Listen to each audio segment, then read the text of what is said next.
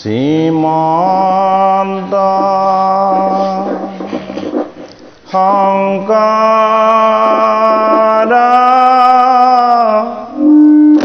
হৰে ভকতৰ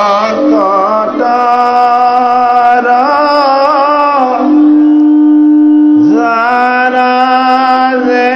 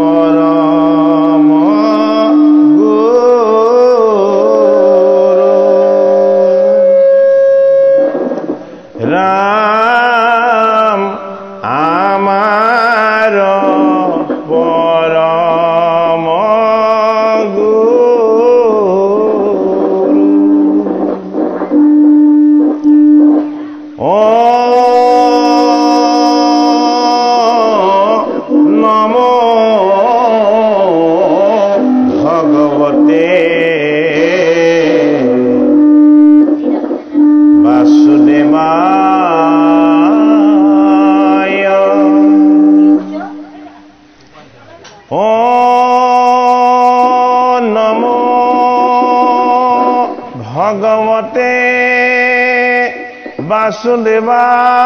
বাসুদেৱায়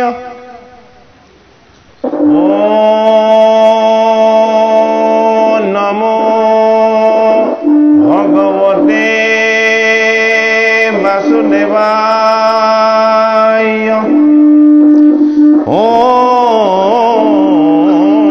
নমো ভগৱতে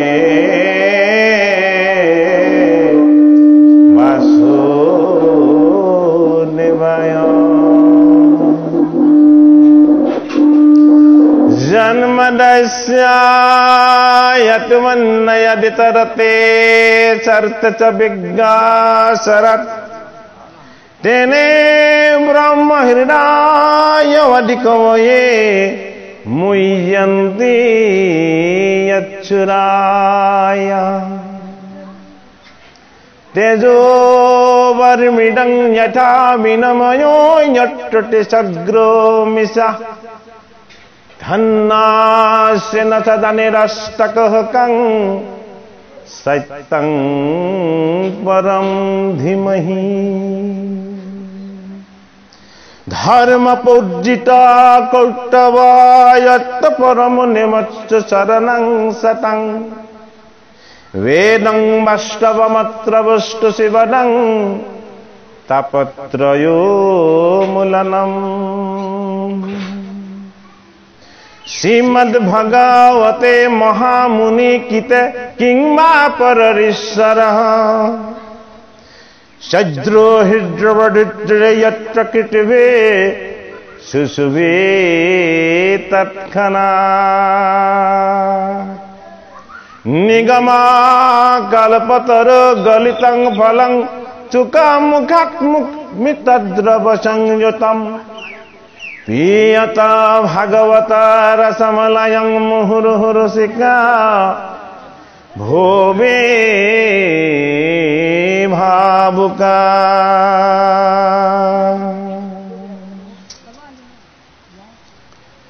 हे कृपालु भकत वैष्णव समस्त আপোনাক সমস্তজনৰ চৰণত আমি ভক্তিপূৰ্ণ সেৱা নিবেদন কৰি আপোনাকৰ আজ্ঞা আৰু আশীৰ্বাদ লৈ ভাগৱতৰ তৃতীয় স্কন্ধৰ আজি কপিল দেৱাহুতিৰ আখ্যানৰ অকণমান পাঠ আৰু পৰ্যালোচনাৰ নিমিত্তে আপোনাকৰ আজি আজ্ঞা হৈছে আমি আজি কপিল দেৱাহুতি আখ্যানৰ পদে অকণমান আৰম্ভ কৰিব বিচাৰিছো হে ভগৱন্ত নিগদতি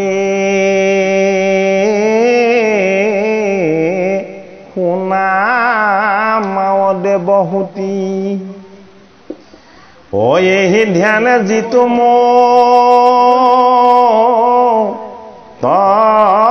ভৈল এই দেহা কোনে দেখে এ কিবা সে কিবা নাই এ কিবা আসনতে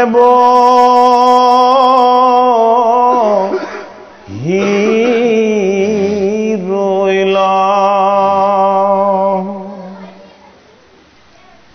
যেন মদ্ৰে মাতোৱাল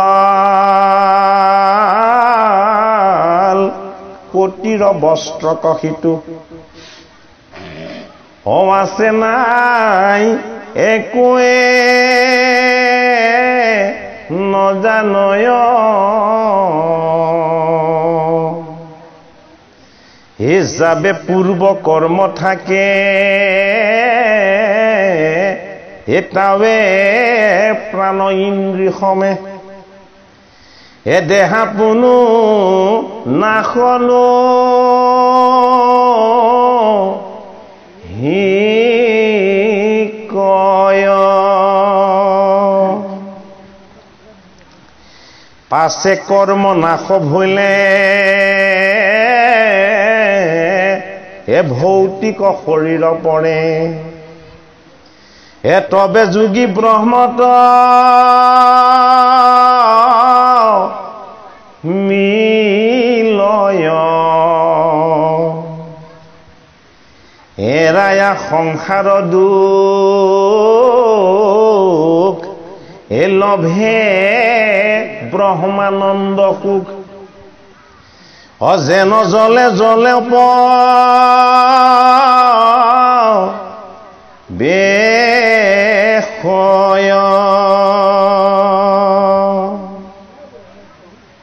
ভাগৱতৰ তৃতীয় স্কন্ধত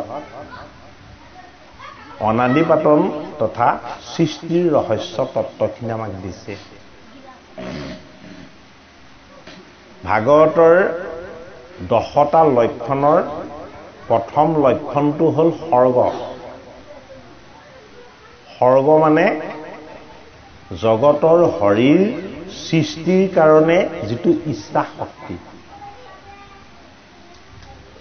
জগত ব্ৰহ্মাণ্ড জীৱ এইবিলাক সৃষ্টি কৰিবৰ কাৰণে জগতৰ হৰিৰ যিটো ইচ্ছা, এই ইচ্ছাটোকে কোৱা হয় ভাগৱতত কি বুলি? সৰ্গ বুলি। আনিব লাগিছিলে মাহিটো আনিব লাগিছিলে।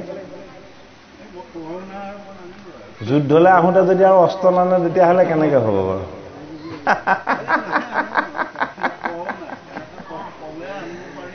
এতিয়া এই সৰ্গৰ পাছত ভাগৱতৰ দ্বিতীয় লক্ষণটো হ'ল বিসৰ্গ। বিসৰ্গ মানে জগতৰ হৰিয়ে জীৱ সৃষ্টি কৰা কাৰ্য। সৰ্গ মানে সৃষ্টিৰ ইচ্ছা, বিসৰ্গ মানে সৃষ্টি কৰা কাৰ্য। তৃতীয় স্কন্ধটো হ'ল ভাগৱতৰ প্ৰথম লক্ষণ প্ৰকাশ হোৱা সৰ্গ। চতুৰ্থ স্কন্ধটো হ'ল ভাগৱতৰ দ্বিতীয় লক্ষণটো প্ৰকাশ কৰা বিসৰ্গ। ভাগৱতৰ লক্ষণ হ'ল 10টা। ভাগৱতৰ দ্বিতীয় স্কন্ধত যেতিয়া শুকদেৱ গুৰু ভগৱানে পাণ্ডৱৰ নাতি পৰীক্ষিতক ভাগৱতৰ 10টা লক্ষণৰ বিষয়ে কৈছে, তেতিয়া ভাগৱতৰ দ্বিতীয় স্কন্ধৰ সমাপ্ত হৈছে। ভাগৱতৰ স্কন্ধত 10টা, কিন্তু ভাগৱতৰ লক্ষণ হ'ল 10টা। অৰ্থাৎ প্ৰথম স্কন্ধ আৰু দ্বিতীয় স্কন্ধত ভাগৱতৰ 10টা লক্ষণৰ একো লক্ষণেই তাত প্ৰকাশ কৰা হোৱা নাই। প্ৰথম আৰু দ্বিতীয় স্কন্ধ দুটা হ'ল কি? অধিকাৰ কথন। এই 10 লক্ষণযুক্ত ভাগৱত কথা শ্ৰৱণ কীৰ্তন আৰু মনন কৰিবৰ কাৰণে জীৱ সমস্ত ঈশ্বৰৰ জ্ঞান ভক্তিৰ ৰহস্য আনন্দময় ঈশ্বৰৰ স্পৰ্শ গুৰুৰ কৃপা ভগৱানৰ কৃপা প্ৰথমতে লাভ কৰিবলৈ অনুশীলন কৰিব লাগিব আৰু এইখিনিকে লাভ হয় ক'ত ভাগৱতৰ প্ৰথম স্কন্ধ আৰু দ্বিতীয় স্কন্ধ এটা তৃতীয় স্কন্ধ হ'ল সৰ্গত সেইটো কাৰণে তৃতীয় স্কন্ধত কি দিয়া হৈছে সৃষ্টিৰ ৰহস্য অনাদি পাতন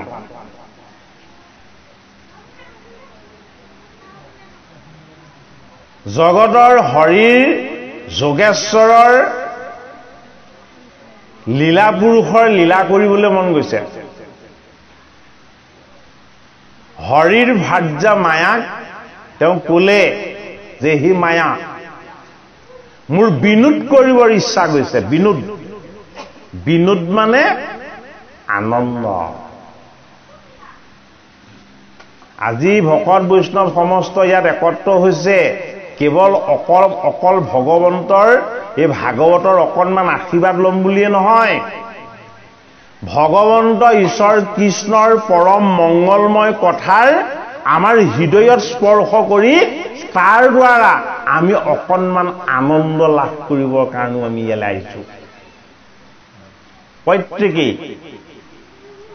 আমাক যিদৰে জীৱনত এটা সাত্বিক আনন্দৰ প্ৰয়োজন জীৱনটো অতিবাহিত কৰিবৰ কাৰণে এনে বিনোদৰূপী আনন্দৰে প্ৰয়োজন অনুভৱ কৰিছিলে কোনে পৰম পিতা পৰমেশ্বৰে দৈৱকী নন্দন কৃষ্ণই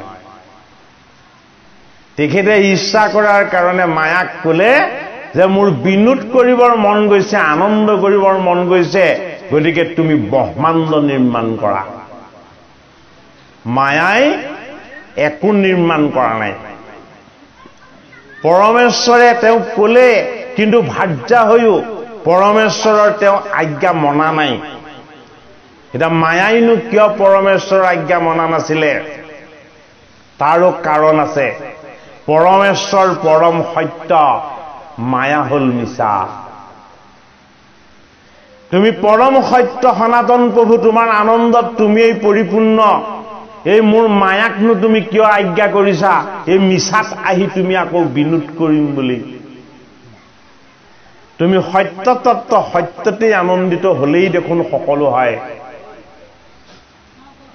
মায়াই ব্ৰহ্মাণ্ড সৃষ্টি নকৰিলে জগতৰ হৰিয়ে কপট কোধেৰে যেতিয়াই মায়াৰ ফালে চাই দিলে মায়া ভয়তে পিপুৱা লাগিলে কিয় যাৰ এটা দৃষ্টিত কোটি কোটি ব্ৰহ্মাণ্ড সৃষ্টি হৈ যায় যাৰ এটা দৃষ্টিত কোটি কোটি ব্ৰহ্মাণ্ড সংহাৰ হৈ যায় সেইজনে কটাক্ষ কৰি যেতিয়াই চাই দিলে মায়াই ভাবিলে ময়ো এতিয়া ভস্ম হৈ যাম নিশেষ হৈ যাম এইটো কাৰণে কপি কপি মায়াই পৰম পিতা পৰমেশ্বৰক ক'লে হে প্ৰভু আপোনাৰ আজ্ঞা মই এতিয়া পালন কৰিম লগে লগে মায়াই মায়াৰ শক্তিৰে সৈতে নিৰ্মাণ কৰিলে কি নিৰ্মাণ কৰিলে 14 ভুৱন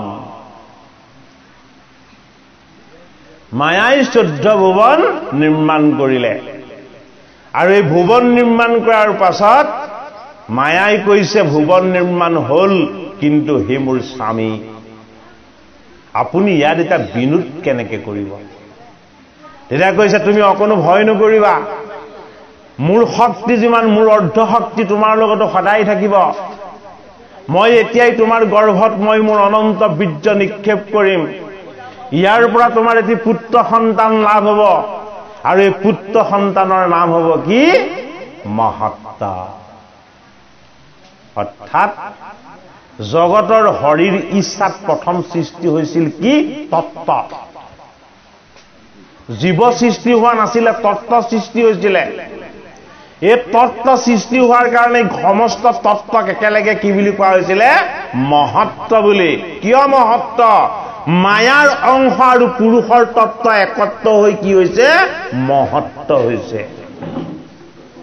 এই মহত্তৰ পৰা আকৌ তিনিটি পুত্ৰ ৰচনা হল এটা হল সত এটা হল ৰজ আৰু এটা হল তম ইয়াক কোৱা হয় তিনি অহংকাৰ বুলি।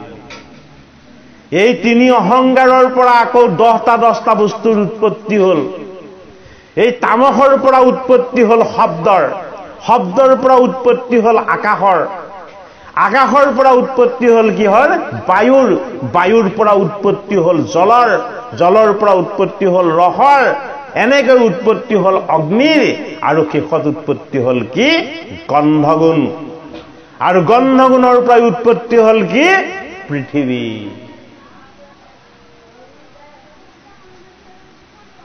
আকৌ ৰাজসৰ পৰা উৎপত্তি হ'ল ঠিক সেইদৰে 10জন দেৱতা। সাত্বিকৰ পৰা উৎপত্তি হ'ল ঠিক সেইদৰে 10জন দেৱতা। এই সমস্ত তত্ত্বগণ একত্ৰ হৈ কি হ'ল? জীৱৰ ৰূপলৈ আহি গ'ল। কোন? প্ৰথম আহিল সৃষ্টিকৰ্তা ব্ৰহ্মা। জগত ব্ৰহ্মাণ্ডৰ প্ৰথম জীৱৰূপ কোন? সৃষ্টিকৰ্তা ব্ৰহ্মা। এতিয়া আমি ইমানখিনি কথা পাতনি মেলি কিয় ল'ব লগা হ'ল? আপোনালোকে শুনিব বিচাৰিছিলে কপিল দেৱাহুতিৰ কথাহে, হয় নে নহয় বাৰু? এই কপিল প্ৰভুৰ পিতৃৰ নাম আছিলে কৰ্দম ঋষি। এই কৰ্দম ঋষি সৃষ্টি হৈছে ব্ৰহ্মাৰ সাত্বিক সোণালী দেহৰ ছাঁৰ পৰা। ব্ৰহ্মাদেৱৰ সাত্বিক সোণালী দেহৰ ছাঁৰ পৰা এজন শ্ৰেষ্ঠ ঋষিৰ উৎপত্তি হ'ল। এই ঋষিজনৰ নাম হ'ল কৰ্দম।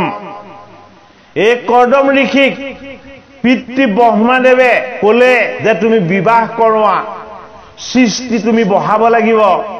যিহেতু মই প্ৰথমতে 4জন মানস পুত্ৰৰ জন্ম দিলো, ইয়াৰ পাছত আৰু এজন মানস পুত্ৰৰ জন্ম দিলো, এইকেইজনক মই বিবাহ কৰাবলৈ ক'লো। এওঁলোকে বিবাহ নকৰালে এওঁলোক উদ্ধৰ এটা হৈ বৈকুণ্ঠ ধামৰ পালে গোবিন্দৰ গীত গাই গাই যাত্ৰা কৰিলে। ইয়াৰ পাছত মোৰ খং উঠিছিল। মোৰ কোধৰ পৰা, মোৰ ভূমধ্যৰ পৰা এটি সাত্বিক ক্ষুদ্ৰ শিশু জন্ম হৈছিলে, আৰু ই জন্ম হৈ ৰোদন কৰিছিলে, কান্দিছিলে। আৰু তেতিয়া মই তাক বাৰণ কৰিছিলো, মা ৰুদ্ৰাতী, মা ৰুদ্ৰাতী, মা ৰুদ্ৰাতী, তুমি নাকান্দিবা, তুমি নাকান্দিবা, তুমি নাকান্দিবা। তেতিয়া সন্তানটোৱে নকন্দা হৈছিলে, কান্দোন বন্ধ কৰিছিলে। আৰু তেতিয়া মই তাক সুধিছিলো, তুমি কিয় কান্দিছা? তুমি মোক জন্ম দিলা, কিন্তু তুমি মোক নাম নিদিলা। তুমি মোক জন্ম দিলা, তুমি মোক স্থান নিদিলা। তুমি মোক জন্ম দিলা, তুমি মোক ভাৰ্যা নিদিলা। সেই সন্তানটিৰ নাম হ'ল কি? ৰুদ্ৰ, শিৱ। ভূমধ্যৰ পৰা উৎপত্তি হৈছে সৃষ্টিকৰ্তা ব্ৰহ্মাৰ। ইয়াৰ পাছত তেওঁক ক'লে তুমি কৈলাশ ধামলৈ যোৱা, কৈলাশ ধামলৈ গৈ তুমি সৃষ্টি কাৰ্যত ব্ৰতী হোৱা। সৃষ্টি কাৰ্যত ব্ৰতী হোৱা বুলি যেতিয়া ক'লে, তেতিয়া শিৱই সৃষ্টি কৰিলে ভূত প্ৰেত যক্ষ যজ্ঞ এইবিলাক। কি হ'ল? ব্ৰহ্মাৰ সৃষ্টিক গিলিবলৈ ল'লে। ব্ৰহ্মাৰ সৃষ্টিক এফালৰ পৰা অমংগলময় কৰিবলৈ ল'লে।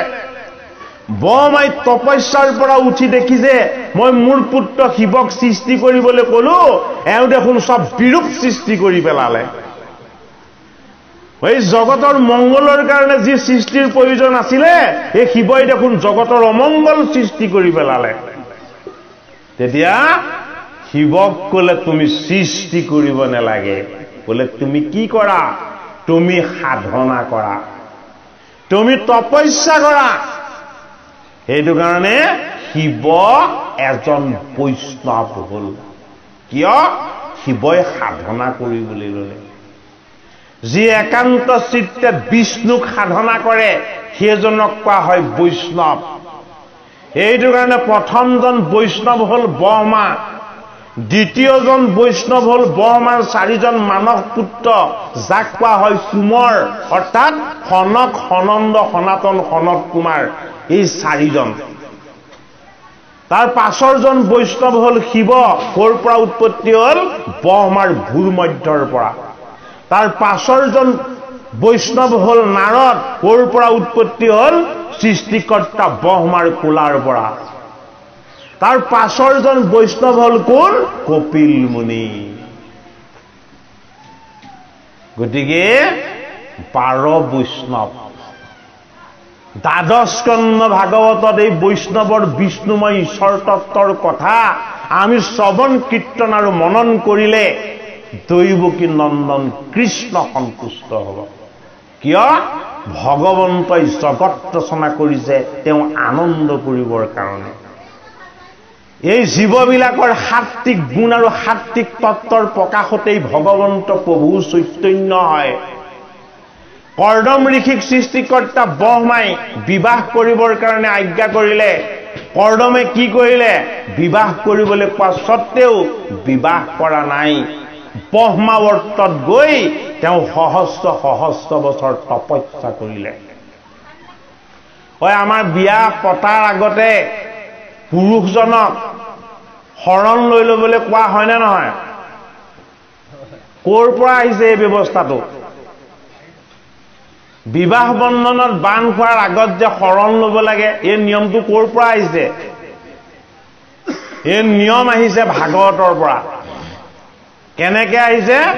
সৃষ্টিকৰ্তা ব্ৰহ্মাই তেওঁৰ সাত্বিক সোণালী দেহৰ ছাৰ পৰা নিৰ্মাণ হোৱা কৰ্দম ঋষিক যেতিয়া বিবাহ কৰিবলৈ কৈছিলে, তেতিয়া সৃষ্টিকৰ্তা ব্ৰহ্মাৰ পুত্ৰ কৰ্দমে ভগৱন্ত ঈশ্বৰ কৃষ্ণৰ চৰণত একান্ত চিত্তে শৰণ লৈছিল।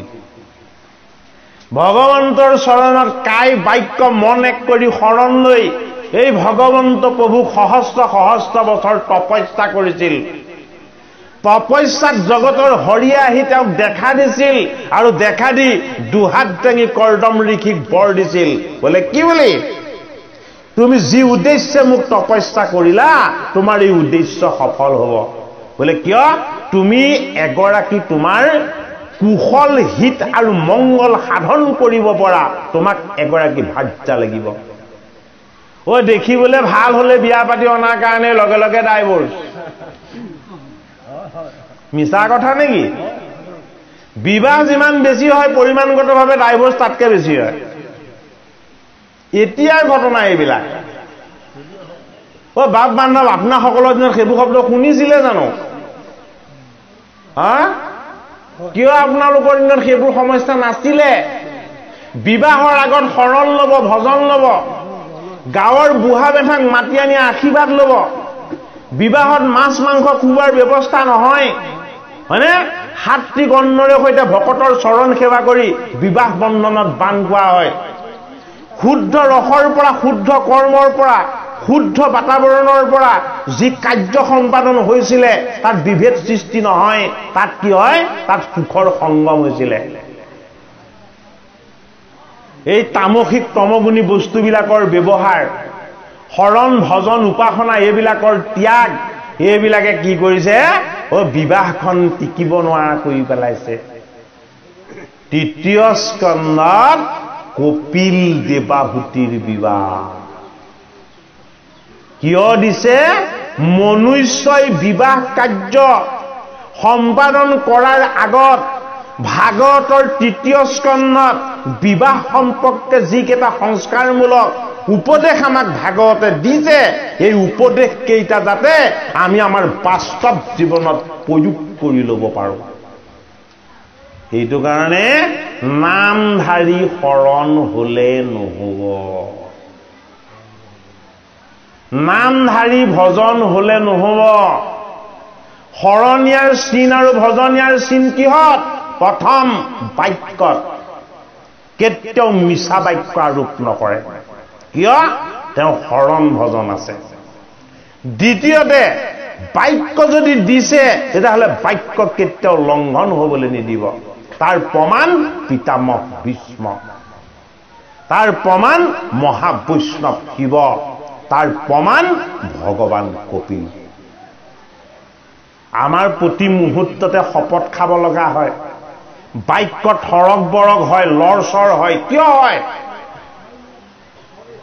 এই ভাগৱত ভগৱন্তৰ ভকতিৰ আনন্দময় যি পৰম পবিত্ৰ সংস্কাৰ, এই সংস্কাৰবিলাক আমি আমাৰ বাস্তৱ জীৱনত আমি প্ৰয়োগ কৰিবলৈ অভ্যাস কৰা নাই। ইমান ভাগৱত পাঠ অনুষ্ঠান হৈছে, ভাগৱতৰ পাঠ পৰ্যালোচনা হৈছে, গীতাৰ পাঠ পৰ্যালোচনা হৈছে।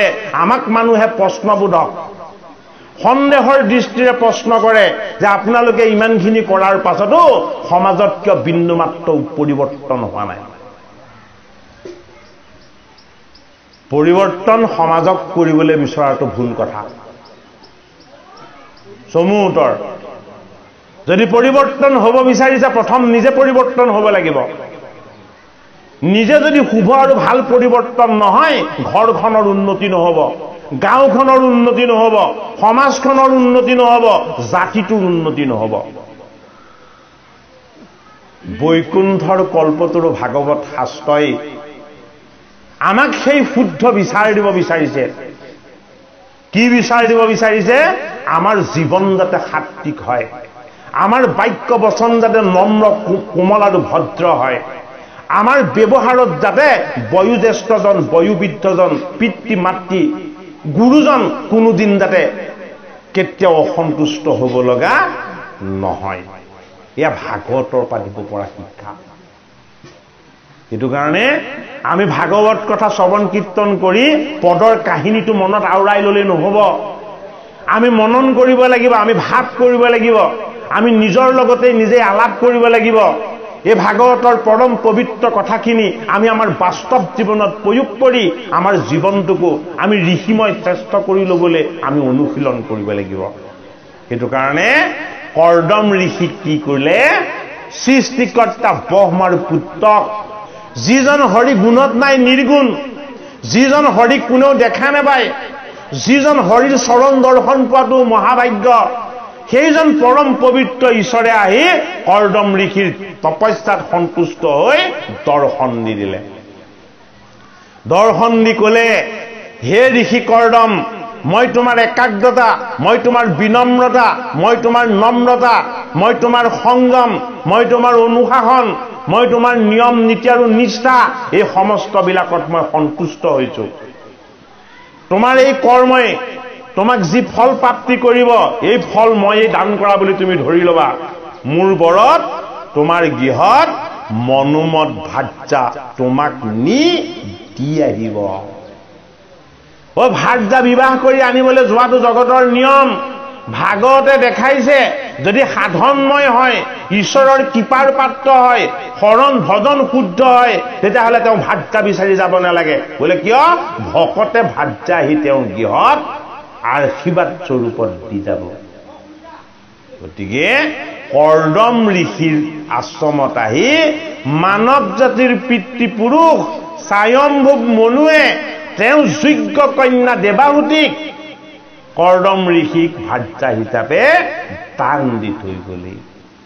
এই কৰ্দম ঋষি আৰু দেৱাহুতিৰ বিবাহৰ ফলত প্ৰথম 9 গৰাকী কন্যা সন্তানৰ জন্ম হ'ল। এই 9 গৰাকী শ্ৰেষ্ঠ কন্যাক 9জন শ্ৰেষ্ঠ ঋষিলে বিবাহ দিয়া হ'ল।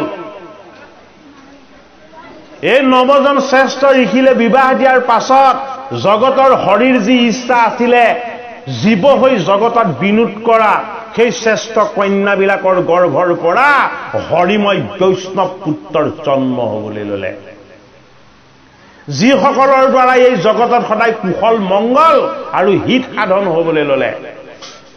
এই 9 গৰাকী কন্যাৰ বিবাহ দি অন্ত হোৱাৰ পাছত দেৱাহুতিয়ে বৰ অকলশৰীয়া অনুভৱ কৰিলে। তেতিয়া দেৱাহুতিয়ে নিজৰ স্বামী কৰ্দম ঋষিক চিনি পাইছে। 9 গৰাকী কন্যা বিবাহ দিয়াৰ পাছত স্বামীৰ লগত সংসাৰ কৰি 9 গৰাকী কন্যা জন্ম দি 9জন ঋষিলে বিবাহ দি সম্পূৰ্ণ কৰিলে। তেতিয়াও তেওঁ নিজৰ স্বামীক চিনি পোৱা নাই। কি বুলি?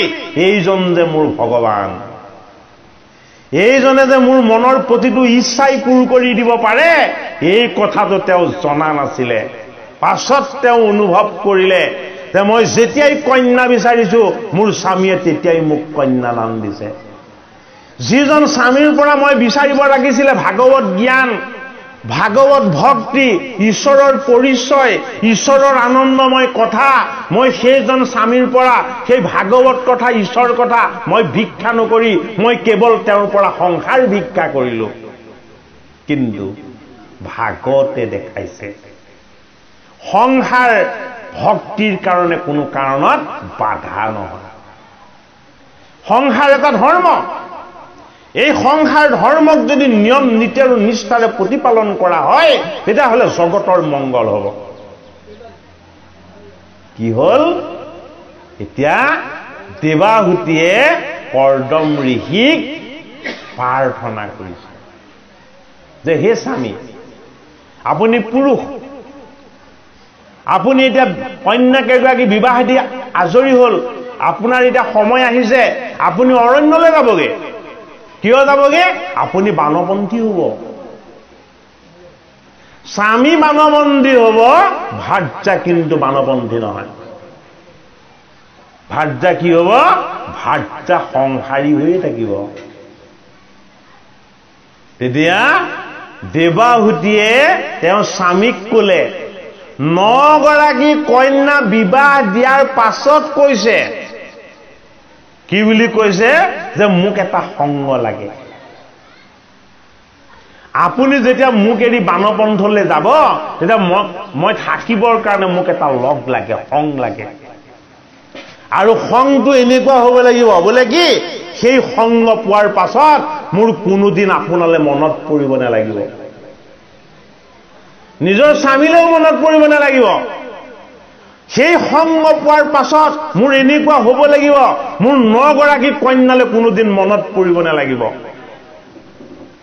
তেতিয়া কৰ্দম ঋষিয়ে বুজি পালে অৰ্থাৎ এওঁক এতিয়া ভগৱত প্ৰাপ্তিৰ প্ৰয়োজন গতিকে মোৰ সাধনাৰ সমস্ত শক্তি প্ৰয়োগ কৰি ভগৱন্তৰ সমস্ত আশীৰ্বাদক মই সাৰ্থক কৰি এইবাৰ মোৰ ভাৰ্যা দেৱাহুতিৰ গৰ্ভলৈ মই জগতৰ হৰিক আহ্বান জনাম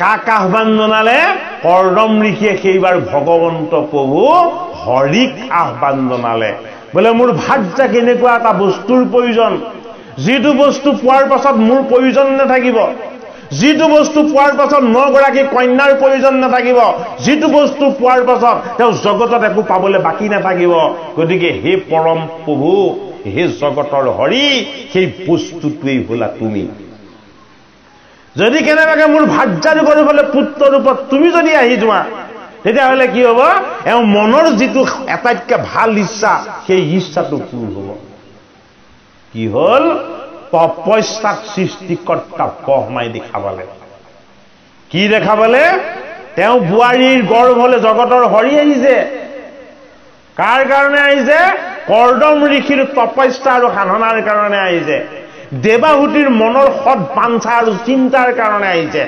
দেৱাহুতিৰ মনৰ সৎ ভাৱনাৰ কাৰণে আহিছে ভাগৱতে আমাক পৰোক্ষভাৱে শিকাব বিচাৰিছে আপোনাক দুষ্ট পুত্ৰ লাগিব নে সন্ত পুত্ৰ লাগিব আপোনাক সাধু সংগ লাগিব নে দুষ্ট সংগ লাগিব যদি আপুনি সাধু সংগ কামনা কৰে সাধু সংগৰ সান্নিধ্য জগতৰ হৰি আপোনাক কেতিয়াও নিদিয়াকে নেথাকে সেইটো কাৰণে ভাগৱত নপঢ়িবি চকু কণা হ'ব যদি এই কথাখিনি শ্ৰৱণ কীৰ্তন কৰি সংসাৰ ধৰ্ম পালন কৰিব যদি কেনেবাকে সকলোৱে জানে সকলোৰে গৃহতেই কি হ'ব সুখ সমৃদ্ধি বাঢ়িব গতিকে কৰ্দম ঋষিৰ পুত্ৰ হৈ যেতিয়াই কপিল প্ৰভু মাতৃ দেৱাহুতিৰ গৰ্ভৰ স্থিতি ললে ব্ৰহ্মাৱতৰ পৰা সৃষ্টিকৰ্তা ব্ৰহ্মাই যিজন ঈশ্বৰৰ মই চৰণ তপস্যাটো দৰ্শন পাব নোৱাৰো সেইজন ঈশ্বৰ মোৰ বুৱাৰীৰ গৰ্ভত আহি স্থিতি লৈছেহি গতিকে মই মোৰ পুত্ৰ আৰু বুৱাৰীকে এবাৰ দেখা কৰি আহোঁ আশ্ৰমলৈ অতিথি হৈ আহিছে কোন সৃষ্টিকৰ্তা ব্ৰহ্মা এইটোৱে ভাগৱতৰ সংস্কাৰ ব্ৰহ্মা কাৰ পিতৃ কৰ্দম ঋষিৰ পিতৃ কাৰ শহুৰেক দেৱাহুতিৰ শহুৰেক ঐ নিজৰ ঘৰৰ মানুহ নিজৰ ঘৰলৈ আহিলে কোনোবাই সেৱা সৎকাৰ কৰে জানো নকৰে কৰাৰ প্ৰয়োজন নাই তুমি মোৰ ঘৰৰে মই তোমাক সেৱা সৎকাৰ কৰিব লগা কি আছে তুমি যি ময়ো সি হয়নে বাৰু কিন্তু ভাগৱতত এটা ডাঙৰ সংস্কাৰ দেখালে ক'ত তৃতীয় স্কন্ধ যেতিয়া দেৱাহুতি আৰু কৰ্দম ঋষিৰ গৃহলে তেওঁলোকৰ পিতৃ সৃষ্টিকৰ্তা ব্ৰহ্মা যেতিয়া আহিলে দেৱাহুতি আৰু কৰ্দম ঋষি দুইজনে হাতত ধূপ দীপ নৈবেদ্য লৈ ব্ৰহ্মাদেৱক গৈ সেৱা জনালে কিয় সেৱা জনালে আপুনি আমাৰ পিতৃ আপুনি আমাৰ ভগৱান গৰ্ভত ভগৱন্তৰ স্থিতি আৰু আহি থকা জনকো ভগৱান জ্ঞান কৰাৰ যিটো ব্যৱস্থা সেই ব্যৱস্থাটো ক'ত আছে এই ভাগৱত শাস্ত্ৰত আছে তে কি কৰিলে দেৱাহুতি আৰু কৰ্দম ঋষিয়ে নিজৰ পিতৃ গুৰুৰ চৰণ ধুৱালে চৰণ সেৱা কৰিলে আৰু আশীৰ্বাদ ল'লে সৃষ্টিকৰ্তা ব্ৰহ্মা এজন বৈষ্ণৱ বিষ্ণুৱে আহি কাকো আশীৰ্বাদ নিদিয়ে আশীৰ্বাদ সদায় বৈষ্ণৱে দিয়ে কাৰ দ্বাৰা দিয়ে বিষ্ণুৰ কৃপাত দিয়ে সৃষ্টিকৰ্তা ব্ৰহ্মাই দেৱাহুতিক আশীৰ্বাদ দিলে যে হে মোৰ বোৱাৰী হে মোৰ পুত্ৰ তোমালোকৰ মনৰ ভাৱ সংস্কাৰ আৰু ভক্তিত মই অত্যন্ত সন্তুষ্ট হৈছো তোমালোকৰ গৃহলে যিজন অতিথি আহিব এইজন স্বয়ং নাৰায়ণ আহিব বোলে কিয় আহিব তোমালোকৰ ইয়া ভূপতিৰ সংস্কাৰ গতিকে ভাৱটো ভাল হ'ব লাগিব অন্তৰখন শুদ্ধ হ'ব লাগিব চিন্তাবিলাক ইতিবাচক আৰু সৎ হ'ব লাগিব ভাগত অকণমান বহিলো ইয়াতে শুনিলো ঘৰত গৈ সব পাহৰিলো তেতিয়াহ'লে কি হ'ব চুম্বকত লোহাকণ লগাই থলো আকৌ আঁতৰাই লৈ গলো লোহা মামৰে ধৰিলে তেনেহ'লে নহ'ব যিদৰে এটুকুৰা লোহা অগ্নিত দি থলে এটা সময়ত সি অগ্নিৰ ৰূপ লৈ অগ্নি হৈ যায় আমিও এই ভাগৱত কথা শ্ৰৱণ কীৰ্তন কৰি কৰি এই ভাগৱতৰ সত্য শুদ্ধ ঈশ্বৰ তত্ত্বৰ কথা আমি মনন কৰি কৰি ইয়াৰ সৎ বিচাৰবিলাকেৰে আমাৰ হৃদয়খন আমি নিকা কৰি ল'ব লাগিব তৃতীয় স্কন্ধত কপিল দেৱাহুতিৰ আখ্যান এই কপিল দেৱাহুতিৰ আখ্যানৰ যোগেদি আমাৰ জীৱনৰ জীৱৰূপী কপিল আত্মাৰূপী কপিল এই দেহৰূপী দেৱাহুতি এই দুইটা বস্তুক আমি কি কৰিব লাগিব ঈশ্বৰময় কৰিবলৈ অনুশীলন কৰিব লাগিব হে এহি বুলি কি পাময় মৌনে ৰহিলম ততয় দেখি দেৱী পুচন্ত দুনাই হে আবে বাপ ভক্তি যুগ বিস্তাৰি কহিও মোক হে যেন মতে বুজো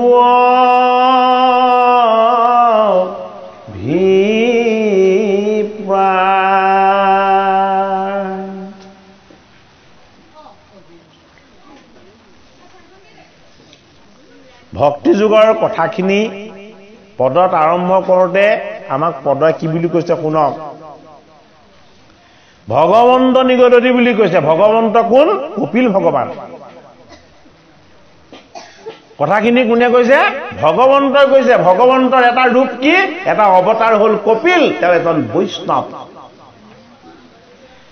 দেৱাহুতিৰ গৰ্ভত আহি তেওঁ স্থিতি লৈ জন্ম হৈছে শুনা মাৱা দেৱহুতি ভগৱন্ত নিগদতি বুলি কৈছে কপিল নিগদতি বুলি কোৱা নাই অৰ্থাৎ ভগৱানেই হ'ল কপিল কাক কৈছে কথাখিনি পুত্ৰই মাতৃক কৈছে আমাৰ মাতৃয়েহে পুত্ৰক শিকায় পিতৃয়েহে পুত্ৰক শিকায় হয়নে নহয় ভাগৱত গ্ৰন্থ বিপৰীত বোলে কি ইয়াত মাতৃক পুত্ৰই শিকায় মাতৃ যদি মমতাময়ী হয় পুত্ৰ তেওঁৰ ওচৰত ঈশ্বৰ হৈ পৰিব সেইটো কাৰণে মমতাময়ী মাতৃক ভগৱন্ত প্ৰভু কপিলে এতিয়া এই ভাগৱত জ্ঞান দিব কি বুলি কৈছে দেহাকো নেদেখে আৰ কিবা আহে কিবা নাই কিবা আসনতে বহি ৰৈল ভগৱান কপিলে যেতিয়া পৰম পবিত্ৰ ঈশ্বৰৰ কথা ক'বলৈ ল'লে দেৱাহুতিয়ে তেতিয়া তেওঁৰ দেহ এটা যে আছে এইটো পাহৰি থাকিলে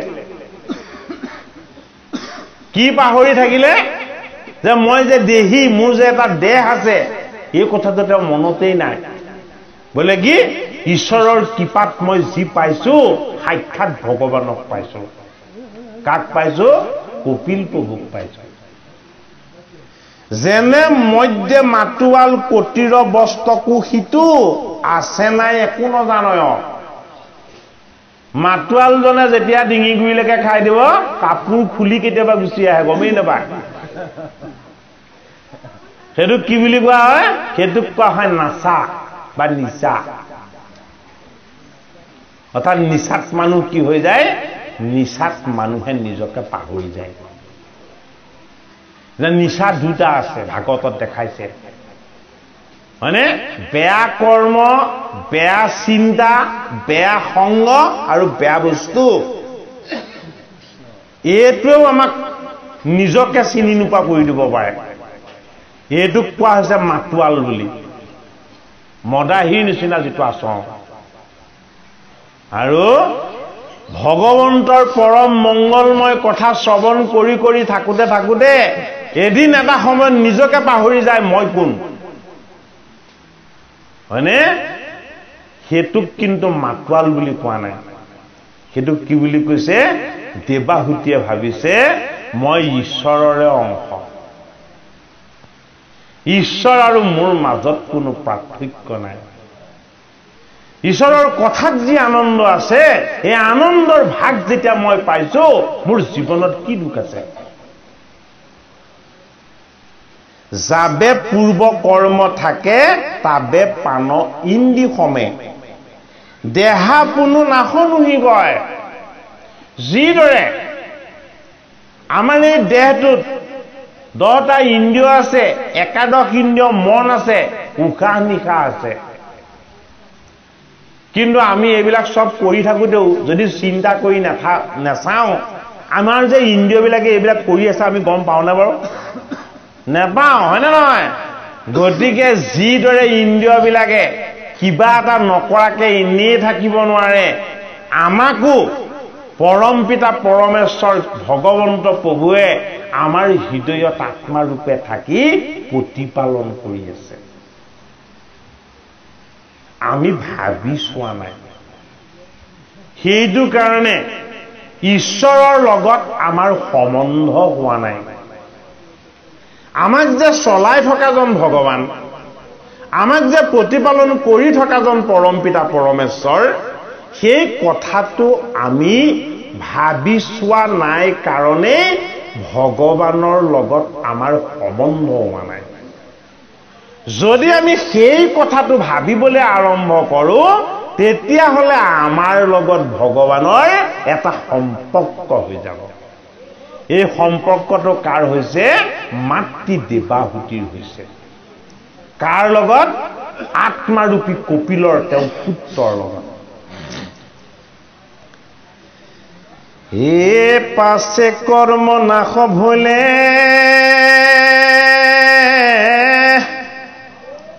ভৌতিক শৰীৰ পৰে হে তবে যোগী ব্ৰহ্মত মিল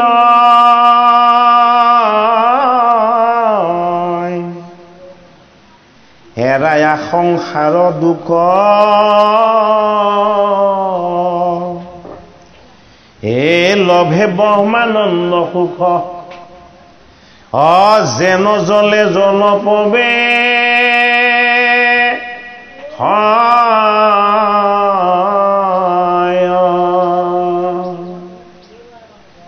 পদত কথাখিনি ইমান সুন্দৰকে বুজাইছে জল যদি জলত নপৰে তেতিয়াহ'লে জল কি হয় অস্তিত্বহীন হয় শুকান বালিত জল দিলে কি হ'ব তাৰ অস্তিত্ব নাইকিয়া হ'ব জলত যদি জল নপৰে তেতিয়াহ'লে কি হ'ব জলৰ ধৰ্ম নষ্ট হ'ব সেইটো কাৰণে জল ক'ত পৰিব লাগিব জল বাঢ়িবলৈ হ'লে জলত পৰিব লাগিব বন্ধ পাত্ৰত থলেও জলৰ অস্তিত্ব ভাৱ হৈ নাইকিয়া হৈ যাব পাৰে হয়নে বাৰু সেইটো কাৰণে আমি হৰিৰ মায়াত সৃষ্টি হোৱা জীৱ এই হৰিৰ মায়াত সৃষ্টি হোৱা এই জীৱই হৰিৰ অংশ বুলি নিজক ভাবি যদি হৰিৰ কথা শ্ৰৱণ কীৰ্তন কৰে তেতিয়াহ'লে হৰিৰ কৃপাটো লাভ হ'ব সেইটো বুজাইছে পদটো হৰিৰ কৃপা লাভ হ'ব এহি বুলি কৃপাময় মৌনে ৰহিল অন্ততই দেখি দেৱী পুছন্দটো নাই কি বুলি কৈছে কপিল ভগৱানে মাতৃক হে মাতৃ পৰম ব্ৰহ্মৰ পৰম আনন্দত যিজনে ৰসময় ভক্তিৰ দ্বাৰা ভগৱন্ত প্ৰভুত বিলীন হৈ থাকে সেইজনে লাভ কৰা আনন্দটোক কি বুলি কোৱা হয় ব্ৰহ্মানন্দ বুলি কোৱা হয় এই ব্ৰহ্মানন্দ কোনে লাভ কৰিছিলে কপিল ঋষিৰ পিতৃ কৰ্দম ঋষিয়ে লাভ কৰিছিলে তপস্যাত সেইটো কাৰণে ব্ৰহ্মানন্দ কি কপিলে জানে কেনেকে জানে পিতৃৰ সাধনাৰ দ্বাৰা তেওঁ জানিছে সাধনা কিন্তু কপিলে কৰা নাই কপিল নিজেই ভগৱান সাধক সিদ্ধসকলৰ মাজত তেওঁই শ্ৰেষ্ঠ আৰু কি বুলি কৈছে যে এই দেহটোৰ কথা পাহৰি দেহটোক চলাই থকা আত্মাৰ কথা ভাবি যোগীসকলে এই আত্মাৰ আনন্দত তেওঁলোকৰ চিত্ত বুদ্ধি মন এক কৰি আত্মা যিদৰে সদায় আনন্দিত তেওঁলোকো আনন্দৰ সাগৰত ৰমণ হৈ থাকে গতিকে হে মাতৃ তুমি সেই আনন্দ সমুদ্ৰ ঈশ্বৰৰ ভাৱ আৰু চিন্তনৰ তত্ত্বৰ লগত তুমি এক হৈ যোৱাচোন কাক কৈছে মাতৃ দেৱাহুতিক কৈছে কপিল ভগৱানে হে আৰু জীৱ সমস্ত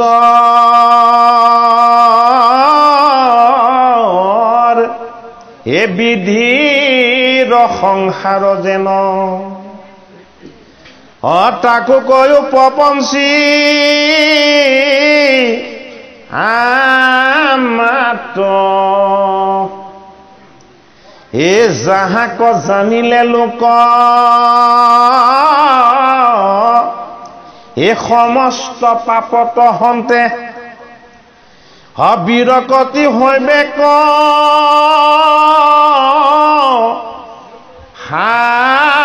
সাক্ষাৎ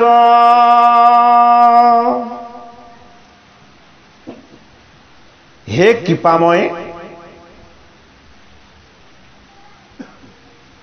পৰম ব্ৰহ্মৰ পৰম আনন্দৰ ভাগ যোগীজনে কেনেকেনো লয় এই বুলি কপিল ভগৱানে মাতৃ দেৱাহুতিক ক'লে আৰু ইয়াৰ পাছত মাতৃ দেৱাহুতিয়ে কপিল প্ৰভু মৌন হৈ ৰোৱা দেখি তেওঁ পুত্ৰ ভগৱান কপিলক মাতৃ দেৱাহুতিয়ে প্ৰশ্ন কৰিছে হে মোৰ ভগৱান হে মোৰ পিতৃ বাপ মানে কি পিতৃ কপিলক তেনে জন্ম দিছে অথচ পিতৃ বুলি সম্বোধন কৰিছে বোলে কিয় তুমি মোৰ মায়াময় পুত্ৰ নহয় এই ভৱ সংসাৰৰ সমস্ত জীৱৰ মায়া মোহ ভ্ৰম এই সমস্ত বিলাক দূৰ কৰি দিব পাৰা তুমি সাধনময় মোৰ স্বামী তুমি কি তুমি মোৰ ভগৱান কাক কৈছে পুত্ৰ কপিলক কৈছে মাতৃ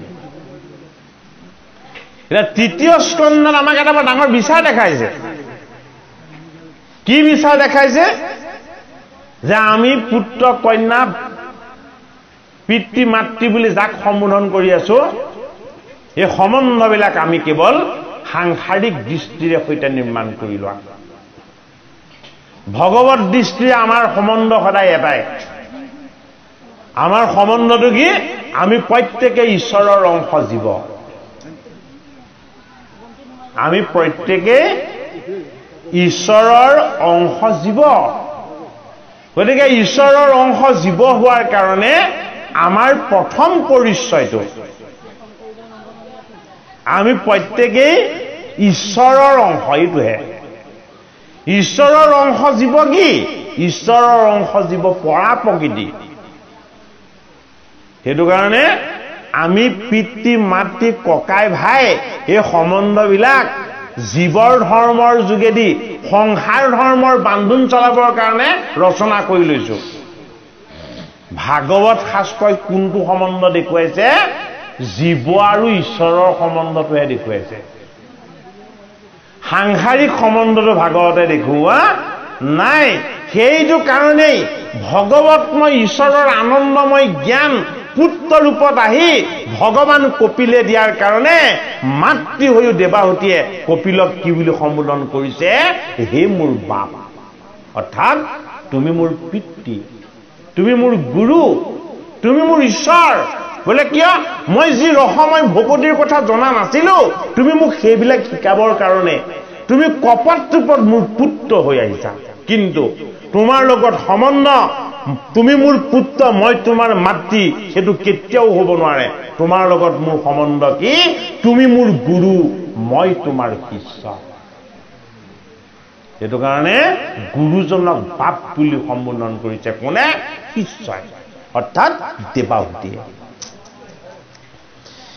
হে জাতহন্তে হুয়া ভয়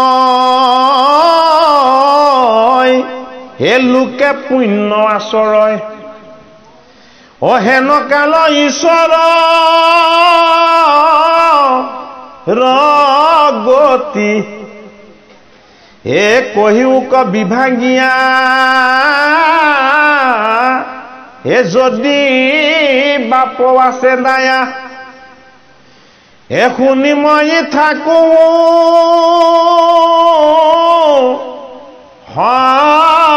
সম্প্ৰতি